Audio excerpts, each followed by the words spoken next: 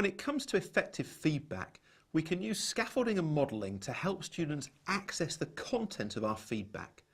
We can use it to help them understand what the feedback means, to understand how to implement it effectively, to understand the reasons why we've given it, and to understand what kind of problems they might encounter when they are trying to put it into practice.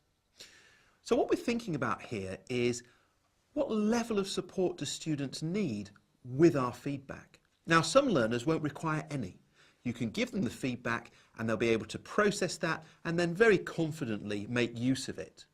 But some learners will need that extra level of support from you in order to access that feedback and really bring it to life. So we can use scaffolding and modelling to do this. So when it comes to scaffolding, one example is that we might observe a learner who is really struggling to come to terms with a piece of written feedback we've given them. So we intervene and take that initial piece of feedback and change it into 3 simple bullet points. This means the student doesn't have to process all the information at once. Instead, they can focus on each bullet point in turn. We've scaffolded the feedback by breaking it down, meaning the student has less work to do initially and they can focus all their energies on the first bullet point, then move to the second, then to the third.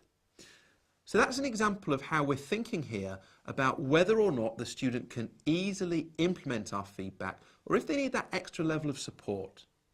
Another example would be when we model feedback. So we might have a student again who appears to be struggling to put into practice the feedback we've given them.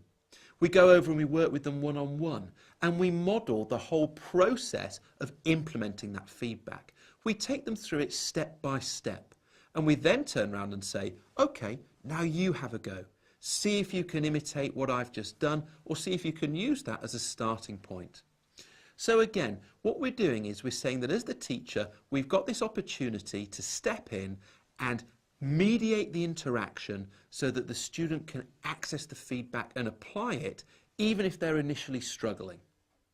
Overall then, you can use scaffolding and modelling as a way to make feedback more effective, but particularly as a way to help learners who are struggling to implement feedback when it's first being given.